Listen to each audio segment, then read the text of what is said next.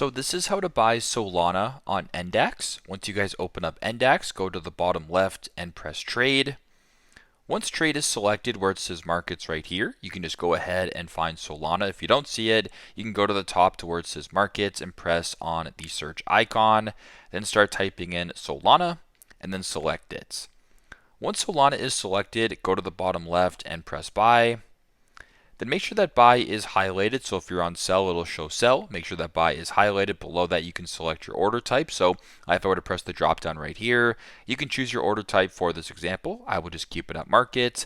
Then below that, you can either do the order type in regards to the amount or the quantity, or in regards to the dollar value. So once that is selected, for me, where it says insufficient funds, you would go ahead and select that to buy. So if I were to go back here where it says buy Solana, press that and then proceed that way with the order. So that is how you guys can buy Solana on Ndax. Thanks again for watching and hope this helps.